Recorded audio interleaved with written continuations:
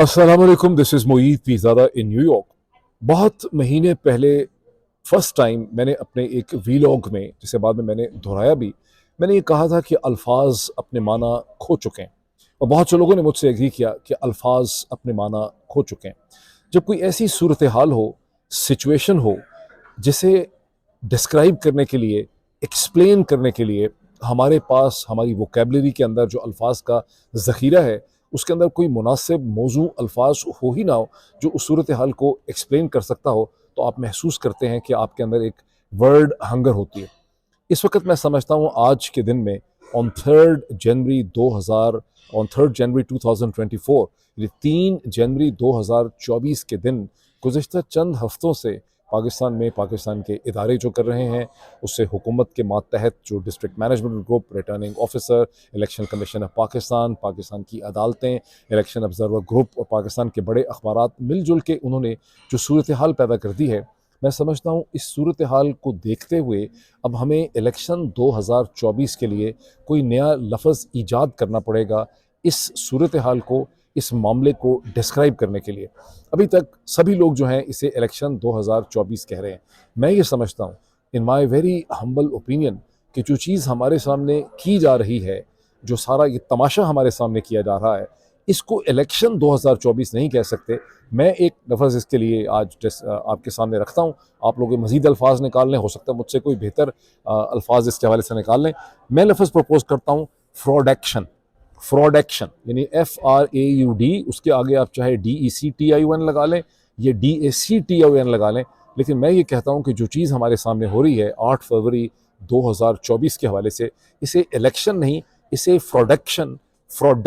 2024 आप कह सकते हैं। यानी एक फ्रॉड की प्रोडक्शन हो रही है जिसमें रियासत के इलेक्शन कमीशन से मुंसलिक और रियासत के जितने भी इदारे हैं उन्हें इस काम के ऊपर लगा दिया गया है, जिन्होंने उस एक्चुअल जो लफ्ज़ था उसकी तमाम तर हैयत, कैफियत, उसकी शक्ल, उसकी सूरत हाल जो है उसको मसख कर दिया है। अब इसको आप इलेक्शन नहीं कह सकते। और जो आज के दिन की और इससे पहले चंद दिनों की डेवलपमेंट जो ज़ाहिर है इनसे नथी हैं, जब मैं इसका क्विकली आपके सामने जिक्र करूंगा तो आप में से बहुत से लोग मुझसे एग्री करेंगे कि ये इलेक्शन 2024 नहीं है, ये फ्रॉडक्शन 2024 है जिसे इस वक्त खड़ा किया जा रहा है। पहली मैं अपनी जो एविडेंस आपके सामने रखता हूँ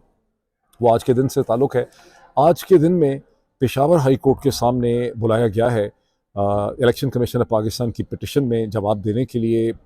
जज वहाँ पे एजाज़ खान साहब है मेरा ख्याल है पेशावर हाई कोर्ट के, और वहाँ पर पेश होंगे जनाब acting chairman of Pakistan Tehreek Insaf जनाब गौहर अली खान साहब, और उनके साथ पेश होंगे बैरिस्टर अली ज़फ़र। ट्यूसडे के दिन, मंगल के दिन, ये दोनों इस्लामाबाद में फंसे हुए थे, गालिबन सुप्रीम कोर्ट ऑफ पाकिस्तान में या किसी और चीज़ में, और ये पेशावर हाई कोर्ट के इस बेंच के सामने पेश नहीं हो सके, जहाँ इलेक्शन कमीशन ऑफ पाकिस्तान के वकला ने बड़ी सख्त दुहाई दी और बड़ी हीटेड डिबेट हुई। और इलेक्शन कमीशन ऑफ पाकिस्तान के वकला के दो बुनियादी आर्गूमेंट थे। एक उनका आर्गूमेंट ये था कि पेशावर हाई कोर्ट ने जब 26 दिसंबर 2024 को अपना फ़ैसला किया, जिसमें तहरीक इंसाफ को उसके बल्ले का निशान रिस्टोर कर दिया और कहा कि उसके इंट्रा पार्टी इलेक्शन को कम से कम इंटरिम स्टेज पे एक्सेप्ट किया जाए और उसे इलेक्शन कमीशन की वेबसाइट पे उसका सर्टिफिकेट जो है वो रखा जाए, तो ये एक ऐसा फ़ैसला कर दिया जज कामरान मियाँ हयात साहब ने, मियाँ खेल साहब ने, आई एम सॉरी अगर मुझे गलत मैंने नाम उनका कह दिया है, कामरान मियाँ खेल साहब ने। और ये एक सिंगल बेंच फ़ैसला था।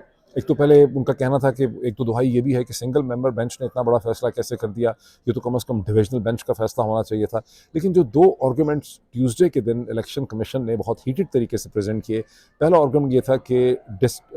जो एडिशनल अटॉर्नी जनरल हैं, ये अटॉर्नी जनरल हैं, ये डिप्टी अटॉर्नी जनरल हैं, उन्हें सुन लिया गया, लेकिन पाकिस्तान इलेक्शन कमीशन जो है ECP, ये तो एक बहुत बड़ा ऑटोनमस इदारा है, और हमारी चूँकि वहाँ रिप्रेजेंटेशन नहीं थी, हमारे पॉइंट ऑफ व्यू को वहाँ पे नहीं सुना गया। एक उनका लीगल आर्गूमेंट ये है। और दूसरा उनका आर्गूमेंट बहुत इंटरेस्टिंग है। वो आर्गूमेंट ये है कि पेशावर हाई कोर्ट जो है वो सिर्फ एक प्रोविंशियल अदालत है, प्रोविंशियल हाई कोर्ट है, प्रोविंशियल चीफ कोर्ट है, और उसने एक ऐसा फैसला किया है जिसके नतीजे में कहा है कि बल्ले के निशान पूरे पाकिस्तान में रेस्टोर कर दिया। ये बड़ा इंटरेस्टिंग और बड़ा अजीब व गरीब किस्म का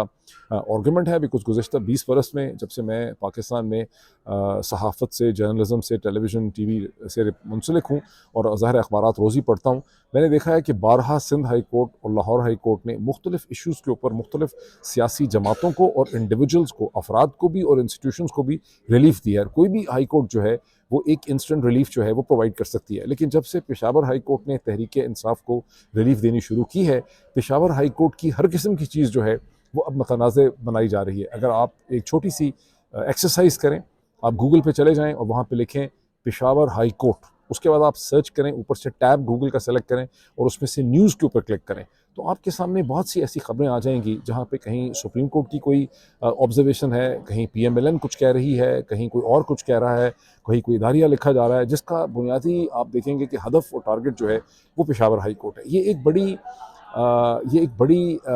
परेशान कुन मैं समझता हूँ सिचुएशन है, for want of any other word, because आप एक प्रोविंशियल हाई कोर्ट जो है उसके पूरे कैरेक्टर को मतनाज़ा बना रहे हैं सिर्फ इसलिए कि वो पॉइंट ऑफ प्रिंसिपल के ऊपर वो रिलीफ प्रोवाइड कर रही है जो पाकिस्तान की बाकी हाई कोर्ट्स जो हैं, इस्लामाबाद हाई कोर्ट,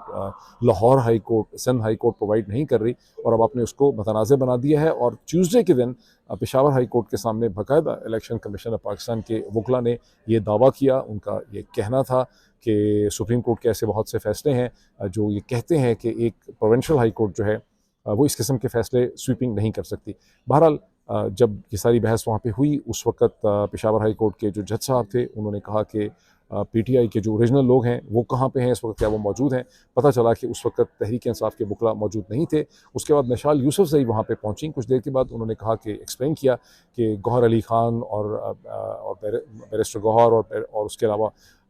अली ज़फ़र जो हैं वो इस्लामाबाद में थे, और फिर उसके बाद उनको आप नोटिस इशू कर दें, और उनको नोटिस जो हैं वो इशू कर दिए गए हैं। और आज का दिन जो अब दिन शुरू हो रहा है, ये जो वेडनेसडे का दिन है 3 जनवरी 2024 में, इसमें ये अदालत अपने आप को रिज्यूम करेगी। एक बड़ी इंटरेस्टिंग बात है कि बाज़ अखबारात, गो के पाकिस्तान के जो मेन अखबारात हैं डॉन एंड ट्रिब्यून, उन्होंने इसको ऐसे ही रिपोर्ट किया है, लेकिन बाज़ अखबारात ने खासकर के हिंदुस्तान में ये रिपोर्ट किया है कि पेशावर हाई कोर्ट ने अपना फ़ैसला जो है वो रिज़र्व कर लिया है और उसकी प्रोसीडिंग ख़त्म हो चुकी है, और उसमें ये जिक्र ही नहीं है कि आज के दिन में तहरीक इंसाफ को सुना जाएगा। मुझे लगता है इसमें कोई कन्फ्यूजन है। 2 इंफ्रा कोर्ट अपील जो है वो इस वक्त डाल रखी हैं बल्ले के हवाले से इलेक्शन कमीशन ऑफ पाकिस्तान ने, ईसीपी ने। एक वो है जिसका मैंने आपसे जिक्र किया, एक दूसरी इंट्रा कोर्ट अपील उनकी ये कहती है कि यहाँ पर एक डिविजनल बेंच, यानी डिविजनल बेंच वो होता है जहाँ हाई कोर्ट के 2 जज साहिबान एक केस को, एक पिटिशन को सुनते हैं, और यहाँ ज़रूरत है कि एक डिविजनल बेंच हो और एक डिविजनल बेंच जो है वो इसको सुने, और वो डिविजनल बेंच गालबन बन चुका है, और 9 जनवरी 2024 को ये डिविजनल बेंच जो है इसी इशू को उठाएगा। बॉटम लाइन इसकी क्या है? बॉटम लाइन इसकी ये है कि तवक्को ये थी कि ज़्यादा से ज़्यादा अकबर एस बाबर, जिन्होंने पूरा केस लेकर आए थे बल्ले के हवाले से, जब पेशावर हाई कोर्ट ने 26 दिसंबर 2024 को बल्ले को रिस्टोर किया, तो अकबर एस बाबर उसके ख़िलाफ़ एक अपील करेंगे, पेशावर हाई कोर्ट में आ जाएंगे, ये सुप्रीम कोर्ट में चले जाएंगे। और इसकी बाकायदा एक मुसद्दिक़ा किस्म की खबर मैंने सुनी भी थी कि अकबर एस बाबर को कहा जा रहा है और वो जा रहे हैं। उसके बाद आपने देखा कि अकबर एस बाबर जो हैं इस मंजर आम से रिप्लेस हो गए, और अकबर एस बाबर को छोड़ के ये सारी की सारी जिम्मेदारी जो है वो इलेक्शन कमीशन ऑफ पाकिस्तान ने संभाल ली है। और मुझे एट दिस स्टेज, ये और बात है कि अब से 48 घंटे पहले तक बाज़ एक्सपर्ट्स की जब मुझसे बात हुई तो उनका ये कहना था कि वो ये समझते हैं कि पाकिस्तान की जुडिशरी और सुप्रीम कोर्ट जो है बल्ले के इशू पे अपने आप को गंदा नहीं करेगी, और पेशावर हाई कोर्ट ने एक स्टेज सेट कर दिया है, और पेशावर हाई कोर्ट का जो फैसला है उसमें सुप्रीम कोर्ट भी इंटरफेयर नहीं करेगी। लेकिन जिस किस्म का मूड मुझे नज़र आ रहा है इलेक्शन कमीशन के वकला का, जो माहौल जनरेट किया जा रहा है, और जिस तरह से सुप्रीम कोर्ट पाकिस्तान में और बहुत से फैसले हो रहे हैं, मुझे ऐसा लगता है कि बल्ले वाली कहानी भी अभी पूरी नहीं हुई। यानी तहरीक इंसाफ के सामने इस वक्त 3 किस्म के चैलेंजेस हैं। एक तो ये कि बल्ला अंडर क्वेश्चन है, और अब गौहर अली, जो बैरिस्टर गौहर अली ख़ान है, उनकी स्टेटमेंट मसलसल गुज़श्ता 24 घंटे से चल रही है कि अगर हमें बल्ले का निशान नहीं भी मिलेगा तो तहरीक इंसाफ बल्ले के निशान के बगैर भी इलेक्शन में भरपूर तौर पर हिस्सा लेगी। और इस किस्म की एक स्टेटमेंट उन्होंने उस वक्त भी कही जब वो इमरान खान को निकल के अडयाला जेल से बाहर प्रेस टॉक अपनी रूटीन करते हैं, तो वहाँ उन्होंने कहा, और एक चीज़ पॉजिटिव है जिसको मैं बहुत सपोर्ट करता हूँ, कि बार बार तहरीक इंसाफ की तरफ से और इमरान खान की तरफ से ये मैसेज दिया जा रहा है कि हम हर सूरत कुछ भी हो, हम इलेक्शन 2000, जिसको मैं प्रोडक्शन कहता हूँ, 2024 है, हम उसमें पार्टिसिपेट जो है वो ज़रूर करेंगे। लेकिन सुप्रीम कोर्ट ऑफ पाकिस्तान का जो टोन एंड टेनर और मूड है इस स्टेज पे, उसको भी देखना और समझना इसी प्रोडक्शन के हवाले से अगर आप देखें वो बड़ा इंपॉर्टेंट है। Because supreme court of Pakistan में जो तहरीक इंसाफ ने गुज़श्ता वेडनेसडे को, अब हम इस वक्त ट्यूसडे गुजर गए, अब से 6 दिन पहले तहरीक इंसाफ ने एक लेवल प्लेइंग फील्ड की पिटिशन वहाँ पे दायर की थी, जब सैकड़ों तहरीक इंसाफ के जो मेन लीडर थे उनकी जो नॉमिनेशन पेपर्स थे उनको रद्द कर दिया गया था और उस वक्त सुप्रीम कोर्ट से कहा गया कि इसको हम थर्सडे को सुनेंगे। थर्सडे गुजर गया, फ्राइडे गुजर गया, सैटरडे संडे गुजर गया, मंडे को आप तवक्को कर सकते थे, नहीं लगी वो पिटिशन, उसको टेकअप नहीं किया। ट्यूसडे गुजर गया, उसको टेकअप नहीं किया। अगर तहरीक इंसाफ की इस पिटिशन को कि हमें लेवल प्लेइंग फील्ड चाहिए, उसे टेकअप नहीं किया गया। और ज़रा जहन में ये भी रखिए कि हमाद अजहर जो इस वक्त एक्टिंग प्रेसिडेंट हैं तहरीक इंसाफ पंजाब के, वो अब इसके एदाद शुमार दे चुके हैं कि तकरीबन 700 से ज़्यादा तहरीक इंसाफ के जो की लीडर्स हैं, जो मेन चीदा लीडर्स हैं, उनके कागजात नामजदगी जो हैं वो रद्द कर दिए गए हैं। ना सिर्फ उनके कागजात नामजदगी रद्द कर दिए गए हैं, जो रिटर्निंग ऑफिसर्स और आरओज़ हैं, जो सारे के सारे ब्यूरोक्रेट्स और सिविल सर्वेंट्स हैं, वो जो रद्द करने वाले कागज़ हैं उनको रिजेक्शन पेपर्स, ये रिजेक्शन ऑर्डर्स की कॉपीज़ ही नहीं दे रहे, जिनको लेकर वो इलेक्शन कमीशन के पास जा सकें और वहाँ पर अपील्स फाइल कर सकें या हाई कोर्ट के पास जा सकें। इस वक्त लाहौर हाई कोर्ट के सामने दर्जनों ऐसी पिटिशंस हैं जहाँ पे परवेज़ इलाही साहब की जो अहलियाँ हैं वो हैं और बहुत से लोग हैं जिन्होंने अपनी पिटिशंस दायर की हैं कि भाई हमें ना तो रिजेक्शन पेपर्स मिल रहे हैं, हमारे नॉमिनेशन पेपर्स भी रिजेक्ट हो चुके हैं। उसके अलावा एक बहुत इंटरेस्टिंग जो कंप्लेन है वो ये है कि तहरीक इंसाफ जहाँ जहाँ ऑब्जेक्शन करती है PMLN के कैंडिडेट्स पे, जैसे नवाज़ शरीफ या मरियम के ऊपर, तो वो उनको उस ऑब्जेक्शन दायर करने की सर्टिफिकेशन और कागज़ भी नहीं मिलता और उनकी वो ऑब्जेक्शंस जो हैं उनको भी एंटरटेन नहीं किया जाता। तो एक तो उनके अपने नॉमिनेशन पेपर एक्सेप्ट नहीं हो रहे, दूसरी तरफ जहाँ जहाँ वो PMLN को चैलेंज करते हैं, वो PMLN को चैलेंज करने वाली जो ऑब्जेक्शन होती है उसकी भी कोई डॉक्यूमेंटेशन जो है वो उनको नहीं मिलती। तो जब डॉक्यूमेंटेशन ही नहीं मिलती, ना अपनी रिजेक्शन की मिलती है, ना PMLN की ऑब्जेक्शन की मिलती है, तो उसे लेके वो किसी हाई कोर्ट में कैसे जाएंगे। इसलिए आपके पास सिर्फ अपील जो बचती है वो सुप्रीम कोर्ट पाकिस्तान की बचती है। लेकिन सुप्रीम कोर्ट पाकिस्तान में क्या हो रहा है, गुज़िश्ता 48 घंटे में जब से काजी फ़ाइज़ ईसा साहब वापस पाकिस्तान तशरीफ़ लाए हैं अपनी विंटर हॉलीडेज़ मुकम्मल करके, once again the supreme court of Pakistan is obsessed with एक तो मिसिंग पर्सनस, यकीनी तौर पे बहुत इंपॉर्टेंट इशू है, लेकिन इस स्टेज पे वो इतना इंपॉर्टेंट इशू नहीं है जितना रिडक्शन और ये प्रोडक्शन 2024 का जो इलेक्शन स्ट्रोक प्रोडक्शन है वो जितना इंपॉर्टेंट है कि प्रोडक्शन 2024 को इलेक्शन 2024 में कन्वर्ट किया जाए। ये इस वक्त सबसे बड़ा चैलेंज है पाकिस्तान की कॉन्स्टिट्यूशनल कोर्ट के लिए, ये होना चाहिए। लेकिन वहाँ पे मिसिंग पर्सनस जो हैं उसको बड़े पैशनेटली तौर पे चीफ जस्टिस फॉलो कर रहे हैं और उसके साथ ही जो डिस्क्वालिफिकेशन है कि उसकी मुद्दत 5 साल की होनी चाहिए, पूरी उम्र की होनी चाहिए, लाइफ होनी चाहिए, जो सुप्रीम कोर्ट ऑफ पाकिस्तान का ही 2018 का डिसीजन है और जिसकी रूह से as per that decision Nawaz Sharif साहब के कागजात नामजदगी जो है वो एक्सेप्ट नहीं हो सकते थे, उस पर ऑब्जेक्शन आनी चाहिए थी। ये और बात है कि जो आरओ है उसको पहले ही लगता है पता है कि सुप्रीम कोर्ट ऑफ पाकिस्तान ने अल्टीमेटली इसका क्या फ़ैसला करना है। सुप्रीम कोर्ट भी बड़ी पोजेस्ड है विद दैट थिंग और आरओ ने 3-4 दिन पहले ही नवाज़ शरीफ साहब के जो कागजात हैं नामजदगी के इलेक्शन के हवाले से जो कि फ़ाइल किए गए हैं कहीं दिसंबर के आखिरी या सेकंड हफ्ते में, लास्ट हफ्ते के अंदर, उन्होंने एक्सेप्ट कर लिया।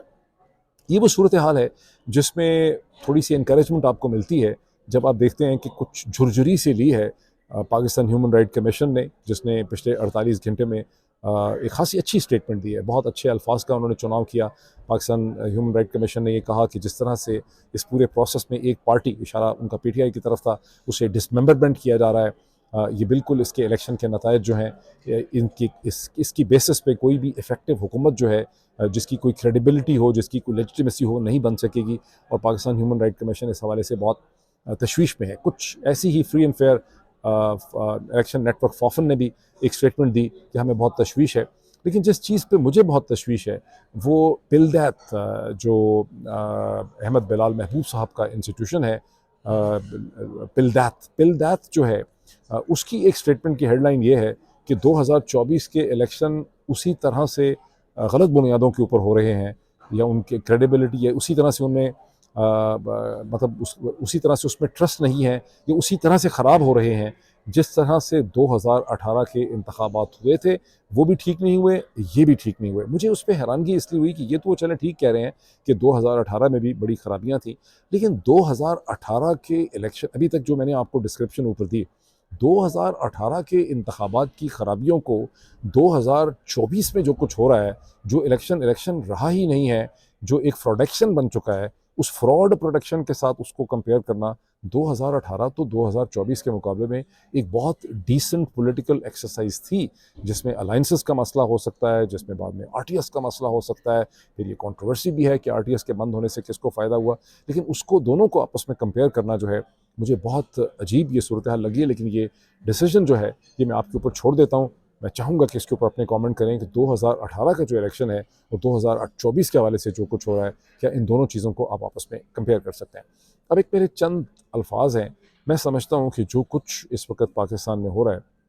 और जो पाकिस्तान के अरबाब इख्तियार, पाकिस्तान के इदारे, इलेक्शन कमीशन, पाकिस्तान की अदालतें, पाकिस्तान के ज़राए अबलाग कर रहे हैं, इससे मेरी हम्बल और नाक़िस ओपिनियन रिपीटेडली यही है कि पाकिस्तान की फ़ेडरेशन को, पाकिस्तान की रियासत को, पाकिस्तान के इदारों को, ज़हन में रखिए कि इदारे अशख़ास का नाम नहीं होता, इदारे इंस्टीट्यूशंस होते हैं, वो अशख़ास से बुलंद होते हैं। तो पाकिस्तान के इदारों को, पाकिस्तान की रियासत को, पाकिस्तान की फ़ेडरेशन को और जो आइडिया ऑफ पाकिस्तान है उसको नाकाबिले तलाफ़ी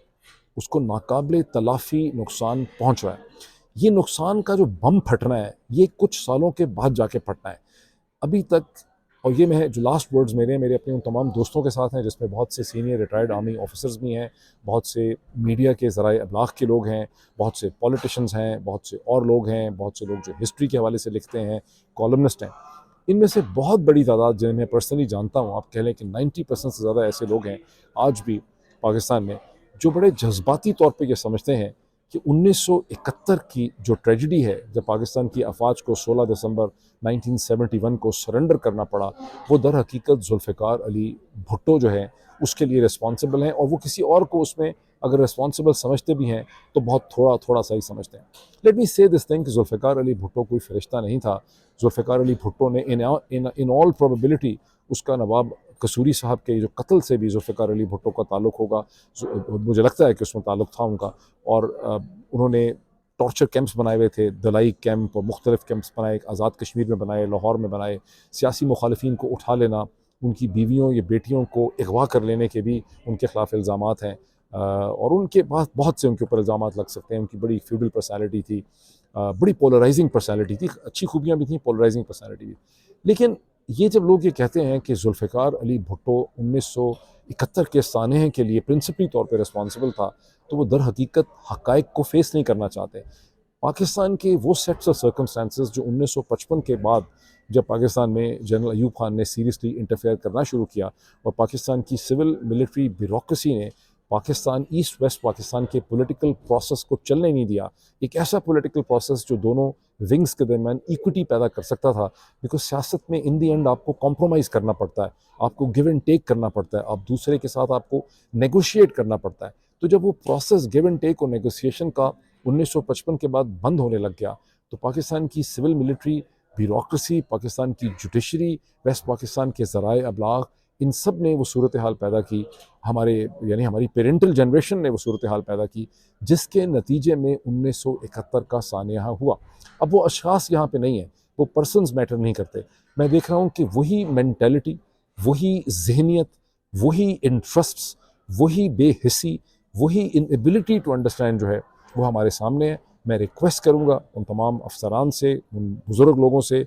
उन ज़राए इब्लाग़ के लोगों से, उन कॉलमनिस्ट से कि रिफ्लेक्ट बैक करें और समझें इस चीज़ को कि जुल्फ़िकार अली भुट्टो बुरा शख्स हो सकता था, लेकिन इसका मतलब एक आदमी अगर शराबी और ज़ानी है, उसका ये मतलब नहीं है कि वो कातिल भी है या वो पीडोफाइल भी है, उसने बच्चों को भी कुछ कर दिया है या उसने कोई दहशतगर्दी करके बम भी फाड़ा है। आपको हर चीज़ के साथ एक इंसाफ करना होता है। पाकिस्तान के यही माइंड सेट जिसको हम इस वक्त देख रहे हैं, जो कुछ इस वक्त इमरान खान के साथ, तहरीक इंसाफ के साथ, पाकिस्तान के लोगों के साथ, पाकिस्तान के पूरे एक जुडिशल प्रोसेस के साथ हो रहा है, यही वो जहनीत और मेंटालिटी थी जो रिस्पॉन्सिबल थी